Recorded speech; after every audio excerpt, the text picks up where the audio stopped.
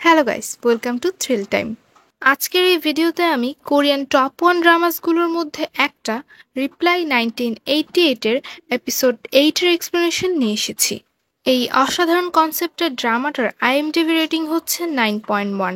তোমরা যারা যারা এখনো এই ড্রামাটার 1, 2, 3, 4, 5, 6, 7 এপিসোড দেখোনি তাদের জন্য আমি এই ভিডিওর ডিসক্রিপশনের লিঙ্কগুলো দিয়ে দিয়েছি, তোমরা চাইলে সেখান থেকে দেখে আসতে পারো। আর তাছাড়াও রিপ্লাই 1988 কে ড্রামাটার জন্য আমি একটা প্লেলিস্ট বানিয়েছি, তোমরা চাইলে সেখান থেকেও দেখে আসতে পারো, সেখানে তোমরা সবগুলো এপিসোড পেয়ে যাবে। তাহলে চলো এবার এক্সপ্লেনেশনে যাওয়া যাক। এপিসোড 8 এর শুরুতে আমরা দেখি ডিউকসন সিলেক্ট করতে পারছে না যে সে কার দেওয়া গ্লাভস পরবে, কারণ জুংওয়ান আর তিয়াকের দেওয়া গ্লাভস অলমোস্ট সেম। ফাইনালি ডিউকসুন তিয়াকের দেওয়া গ্লাভসই পরে তার ফ্রেন্ডসদের সাথে দেখা করতে যায়। ডিউকসুনের ফ্রেন্ডরা ডিউকসুনকে এবার বোঝাতে থাকে যে জুংওয়ান তাকে পছন্দ করে, কিন্তু ডিউকসুন এবার তার ফ্রেন্ডসদের চুপ করিয়ে দেয় আর বলে, তোরা এমনিতেই আমারে সুনহুর সামনে অনেক এম্বারাসিং মোমেন্টে ফালাইছস, আমি আবার তোদের ফালতু কথা শুনতে চাই না। তখন তার ফ্রেন্ডসরা চুপ হয়ে যায়। ডিউকসুন বাড়িতে আসলে দেখে তার মা কোনো কারণে একটু আপসেট ছিল। একটু পর বোরা ডিউকসুনকে বলে যে মায়ের ব্যাগ থেকে কিছু টাকা চুরি হয়েছে। ডিউকসুন বোরাকে বলে সে এই বিষয়ে কিছুই জানে না। তো তখন বোরা ডিউকসুনকে কিছু না বললেও পরে ঘরে যেয়ে ডিউকসুনের ওয়ালেট চেক করতে থাকে। ডিউকসুনের এটা দেখে অনেক রাগ হয়েছে, বোরা তাকে সন্দেহ করছে। ডিউকসুন কাঁদতে কাঁদতে তার মায়ের কাছে যায়, তার মা তখন তাকে চুপ করানোর জন্য সুইট পটাটো খেতে দেয়। ডিউকসুন চুপ হয়ে যায় আর তার মাকে বলে যে যদি বোরা আর সে টাকা না নেয় তাহলে নিশ্চয়ই নইলি টাকাটা চুরি করেছে।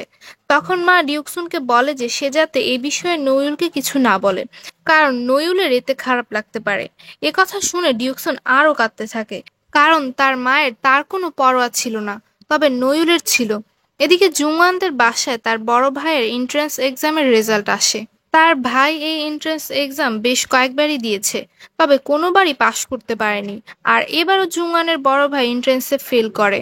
জুংওয়ানের বাবা তার বড় ভাইকে মনে করিয়ে দেয় যে তাকে কাল হসপিটালে অ্যাডমিট হতে হবে। আসলে জুংওয়ানের বড় ভাইয়ের হার্ট ডিজিজ ছিল, জন্মের পর থেকেই তার হার্টের সমস্যা, আর এটা তার থার্ড অপারেশন। এদিকে ডিউকসুনদের বাসায় বোরাকে কেউ কল করলে বোরা রেডি হয়ে বাহিরে যাচ্ছিল। তখন রাস্তায় বোরার জুংওয়ান আর সুনহুর সাথে দেখা হয়। জুংওয়ান বোরাকে জিজ্ঞেস করে যে সে কোথায় যাচ্ছে। বোরা বলে যে সে তার বয়ফ্রেন্ডের সাথে দেখা করতে যাচ্ছে। এই বলে বোরা চলে যায়। তখন জুংওয়ান সুনহুকে জিজ্ঞেস করে যে সুনহুর কি খারাপ লাগে না যখন বোরা তার বয়ফ্রেন্ডের সাথে দেখা করতে যায়। তখন সুনহু বলে যে বোরা এখন মিথ্যা কথা বলেছে, কারণ বোরা যখনই তার বয়ফ্রেন্ডের সাথে দেখা করতে যায় তখনই সে স্কার্ট পরে যায়। পরের দৃশ্যে আমরা দেখি সব ফ্রেন্ডসরা মিলে তিয়াকের বাসায় হ্যাং আউট করতে যায়। ডংরিয়ং তখন সুনহু আর জুংওয়ানকে বলে যে যখন কোনো মেয়ে কোনো ছেলেকে পছন্দ করে তখন সে তার সামনে অনেক ভালো বিহেভ করে, আর যদি কোনো মেয়ে তোমার সামনে উইয়ার্ডলি বিহেভ করে তার মানে মেয়েটা তোমাকে ওই নজরে দেখে না। তখন জুংওয়ানের নজর ডিউকসনের দিকে পড়ে। সে একদম ফালতু আর আজব ডান্স করছিল। ডিউকসনকে এভাবে ডান্স করতে দেখে জুংওয়ানের ফেস তো একবারে দেখার মতো ছিল। তখন তিয়াক রুমে এসে ডিউকসনকে এভাবে ডান্স করতে দেখে হাসতে থাকে। তখন সবাই মিলে রক পেপার সিজার খেলতে থাকে আর জুংওয়ান হেরে যায়, যার কারণে জুংওয়ানকে তাদের সবার জন্য র্যামেন বানাতে হয়। আর তারপর যখন জুংওয়ান র্যামেন বানিয়ে আনে দেখা যায় জুংওয়ান ফ্রিজের সব সবজি র্যামেনের মধ্যে দিয়ে দিয়েছে, তাও আবার না কেটে। এদিকে বোরা তার বেস্ট ফ্রেন্ডের সাথে দেখা করতে যায়। তখন বোরার বেস্ট ফ্রেন্ড তাকে বলে যে সে বোরার বয়ফ্রেন্ডকে অ্যাক্সিডেন্টালি কিস করে দিয়েছে। এটা শুনে বোরা তার ফ্রেন্ডকে বলে যে আজকের পর থেকে সে তার ফ্রেন্ড নয়। অন্যদিকে ডিউকসুনদের বাসায় আবার ডিউকসুনের বাবা মা ঝগড়া করছিল। ঝগড়ার সময় তার মা তার বাবার চোখে পাথর উড়িয়ে মারে, যার কারণে তার বাবার চোখ কালো হয়ে যায়। ডিউকসুনের মা যখন তার ভুলটা রিয়েলাইজ করে তখন তিনি তার হাজব্যান্ডকে সরি বলতে থাকেন। এদিকে জুংওয়ানদের বাসায় তার বড় ভাই অনেক আপসেট ছিল তার অপারেশন নিয়ে। তখন জুংওয়ান তার ভাইকে জিজ্ঞেস করে যে সে কেন এত টেনশনে আছে। তখন তার বড় ভাই বলে এই পুরো দুনিয়াতে মাত্র 3% মানুষ জন্মগতভাবে হার্ট ডিজিজে ভুগে, তার মধ্যে 2% মানুষই মারা যায়, শুধু 1% মানুষের অপারেশনই সাকসেসফুল হয়।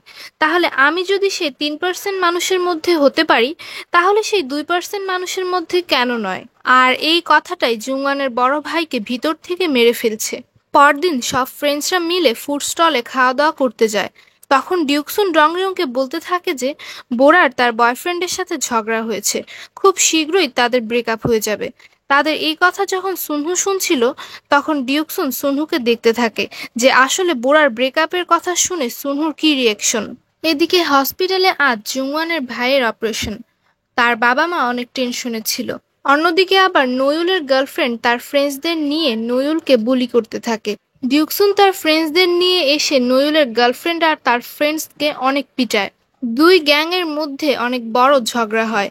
সেদিন সন্ধ্যায় বোরার বিএফ বোরার সাথে দেখা করতে আসে আর তাকে সরি বলতে আসে, কিন্তু বোরা তার বয়ফ্রেন্ডের কোনো কথাই শুনতে চায় না। তখন তার বয়ফ্রেন্ড তাকে উল্টাপাল্টা কথা বলতে থাকে যে বোরার মধ্যে কোনো ইমোশন নাই, বোরাকে ডেট করা মানে পাথরকে ডেট করা। এইসব বলে সে চলে যায় আর বোরা কাঁদতে থাকে। তাদের এসব কথা সুনহু শুনে ফেলে আর বোরার কাছে এসে বোরাকে সান্ত্বনা দিতে থাকে। সুনহু বোরাকে বলে যে ওই ছেলেটা বোরার ব্যাপারে কিছুই জানে না, তাই বোরার যাতে ওই ছেলের কথায় কষ্ট না হয়। কিন্তু বোরা তার ইমোশন কন্ট্রোল করতে পারছিল না। ফ্ল্যাশব্যাকে আমরা দেখি যখন সুনহুর বাবা মারা যায়, তখন সুনহু বাইরে এসে একা কাঁদতে থাকে। তখন বোরাই ছিল যে সুনহুকে বুঝিয়েছিল আর সুনহুর মন হালকা করার চেষ্টা করেছিল। প্রেজেন্ট টাইমে আমরা দেখি সুনহু বোরার জন্য কফি নিয়ে আসে আর তারা দুজন কথা বলার সময় সুনহু হঠাৎ বোরাকে কিস করে দেয়। সুনহু তখন অনেক লজ্জা পেয়ে যায় যে এটা সে কি করে ফেললো। সুনহু দৌড়ে সেখান থেকে চলে যায়। তখন বোরাও বুঝতে পারছিল না যে সে সুনহুকে কী বা বলবে। এদিকে জুংওয়ানের বড় ভাইয়ের সার্জারি বেশ ভালোভাবে হয়ে যায়। তখন তার বাবা মা অনেক ইমোশনাল হয়ে যায়। অন্যদিকে ডিউকসুন আর নয়ুল বসে বসে কথা বলছিল। কথায় কথায় ডিউকসুন নয়ুলের সাথে মায়ের টাকা চুরি হওয়ার কথা বলে। তখন নয়ুল বলে যে সেও এ বিষয়ে কিছুই জানে না, সে তার মায়ের টাকা নেয়নি।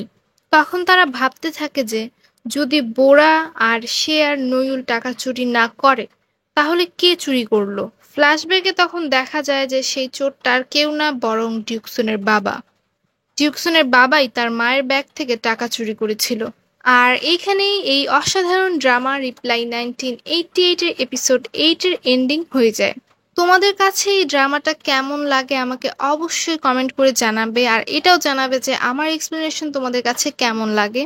আর হ্যাঁ, এই ড্রামাটা যদি তোমার কাছে ভালো লেগে থাকে তাহলে অবশ্যই তোমার ফ্রেন্ডসদের সাথে ড্রামাটা শেয়ার করবে, তাদেরকেও মজা নেওয়ার সুযোগ করে দিবে।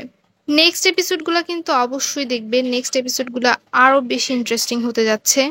আজকের মতো আমি এখানেই বিদায় নিচ্ছি। দেখা হবে রিপ্লাই 1988 এর এপিসোড 9 এর এক্সপ্লেনেশনে। আমার এই ভিডিওটাতে লাইক করে দিও, থ্রিল টাইমকে সাবস্ক্রাইব করে দিও। বাই বাই, আল্লাহ হাফেজ।